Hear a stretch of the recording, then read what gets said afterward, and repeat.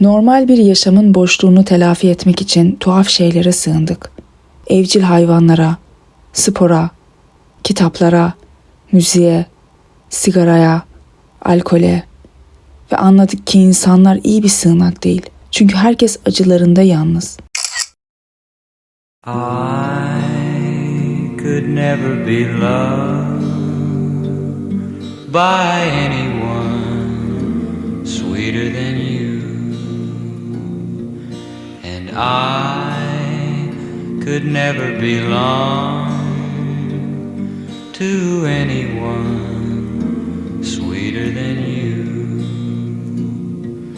With you to stand beside me, I'll never be alone.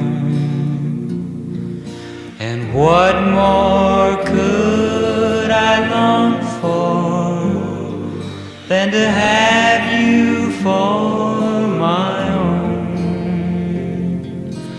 My only desire is loving you eternally. For no other love could ever mean so much to me. So if you say you love me, forever I'll be true. And what more could I long for than to live my life with you?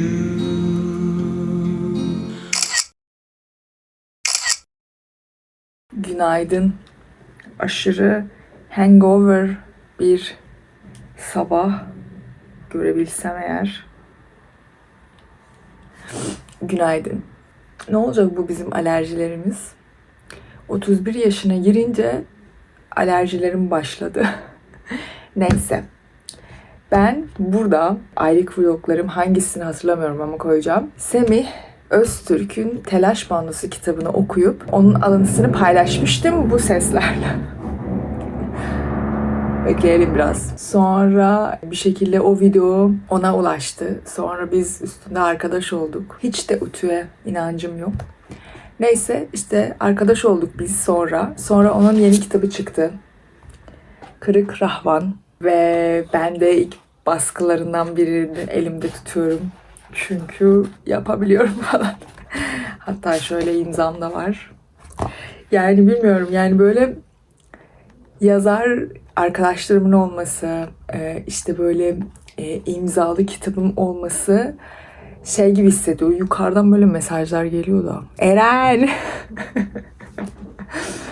Böyle hani şimdi ben ressamım ama evimde çok az orijinal resim ya da orijinal sanat eserleri var. Çünkü bunlar pahalı yani. Ama tabii ki de gelecekte isterim. Sevdiğim ressamların, sevdiğim sanatçıların orijinal işlerinin bende olması. Çok az var.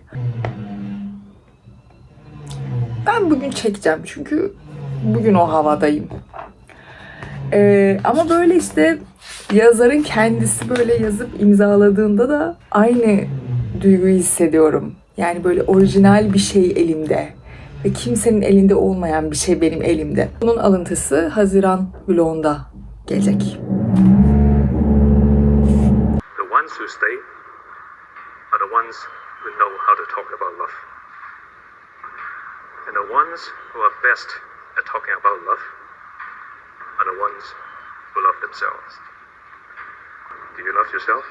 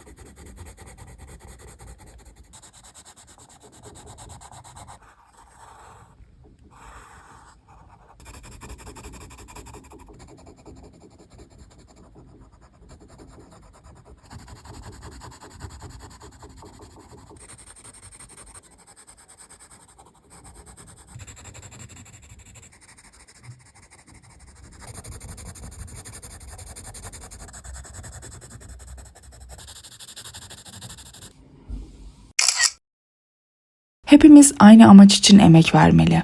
Ama bunu birbirimizden ayrı yapmalıyız. Hemen açıklayayım. Hepimiz aynı anarşist amaç için emek vermeli.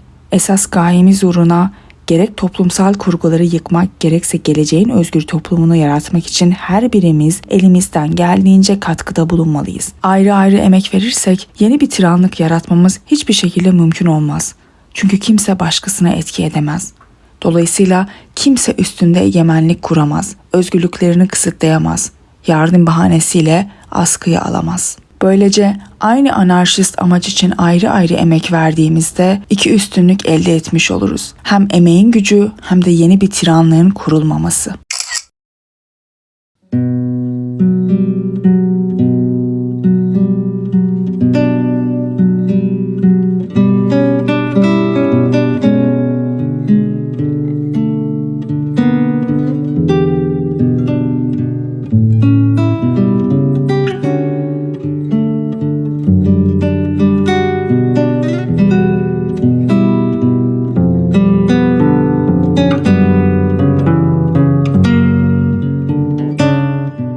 Yaratıcılık, merak duyma becerisi ve heyecan verici bulduklarımıza tepki verme arzusudur.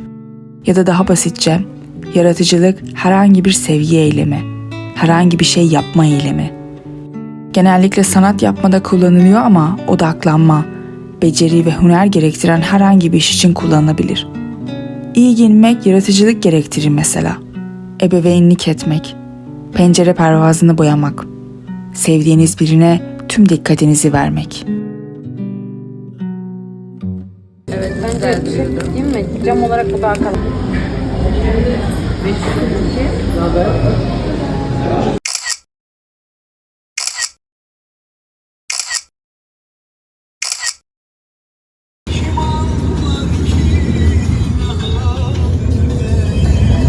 Yemin ederim bu bizim ev.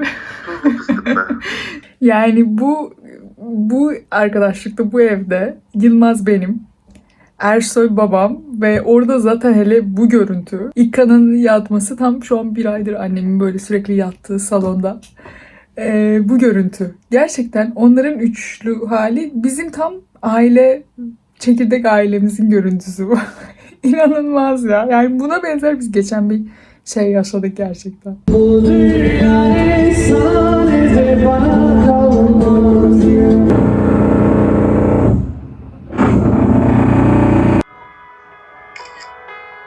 Az önce bir arkadaşımla konuşuyordum. Bana işte biriyle tartıştığını ve tartışmanın sonunda o kişi ona hakaret edip işte ülkene dön gibi bir şey söylemiş.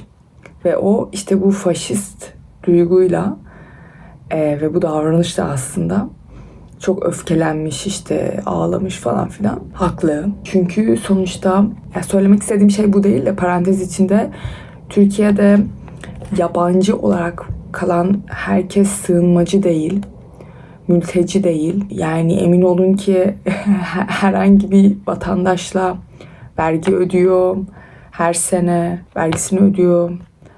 Oturduğu yer belli.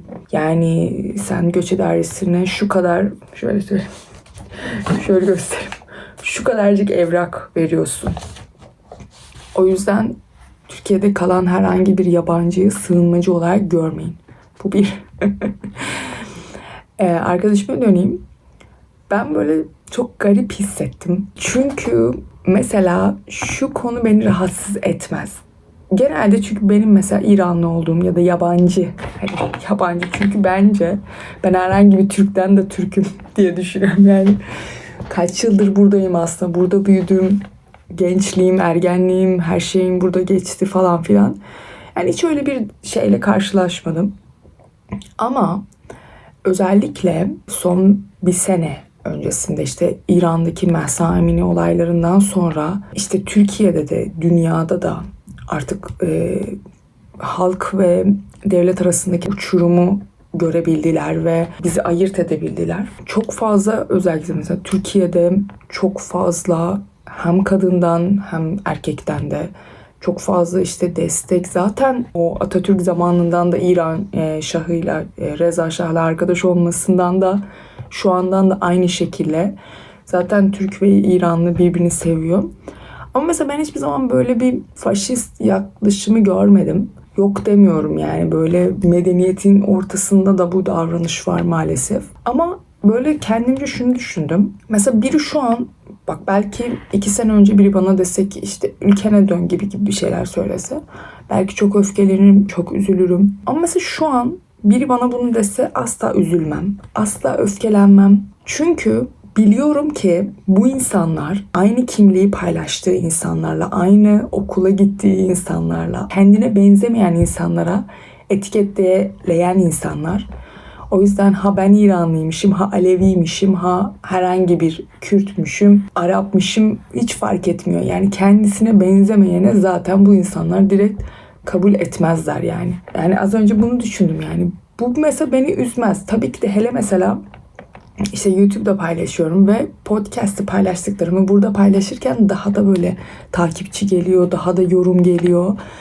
Bu yorum da gelebilir. Ama ne bileyim yani üzülmem diye düşünüyorum. Çünkü geçen seneki Mahsa Amini olaylarda o kadar yeni arkadaş edindim. O kadar o hani birlik ve beraberlik şey vardı ya. O kadar onu hissettim ki hani İranlı Türk demeden kardeşiz, kadınız bir duyguyla kucaklandı. Bu İran'daki olaylar olmasa da ben zaten böyleydim. Benim tüm arkadaşlarım Türk. Yani hiçbir zaman hani öyle bir şeyim de olmadı ama ben ne bileyim mesela bir bana ülkene dön dese ülkem burası. Hani mesela insanlar, evet tabii ki de insanlar zor durumdan buraya geliyorlar. Ama ben kaçlarda Türkiye'nin en önemli olaylarının hepsini şahit oldum. Yani 12 mi 13 yıl mı ne falan oldu. Yani evim burası aslında. Yani İstanbul'dan gidersem İstanbul'u çok özlerim. Yani İran'ı sevmediğim anlamına gelmiyor. O da çok seviyorum. Yani İran daha çok benim çocukluğum. Ama İstanbul daha çok kendimi tanıdığım bir kadın olarak, bir insan olarak, bir sanatçı olarak nerede durmak ve nerede olmak istediğimi bulduğum yer. Ekonomik şartlar izin verirse. Öyle, bunu paylaşmak istedim. Şu su yüzeyine çıkıyor. Ben buraya ait hissediyor muyum? Yoksa sadece uyum mu sağlıyorum? Bu da kim söyledi gerçekten hatırlamıyorum. Sosyal medyada karşıma çıktı. Ait olmanın tersi aidiyetsizlik değil uyum sağlamaktır diyor. Son yıllarda ne kadar sıkıntı çekmiş olursa olsun, bitmeyen para sorunları, sanattaki başarısızlığı, ev sahibinin evden çıkarma konusundaki tehditleri, eski karısıyla yaşadığı güçlükler, bunların hiçbiri onun dengesini bozuyor gibi görünmüyordu. Her zamanki tutkusuyla resim yapmayı sürdürüyordu. Birçok kimse gibi kendisinden daha yeteneksiz olmalarına karşın daha iyi durumda olan başka sanatçıları kıskanıp onlara bozulmuyordu.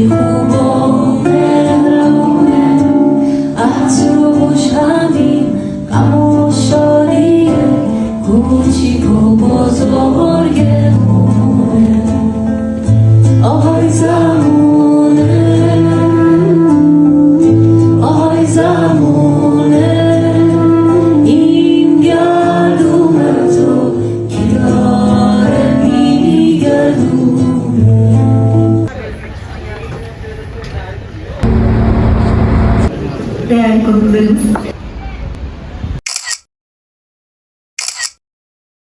O zaman el sallayın hepiniz.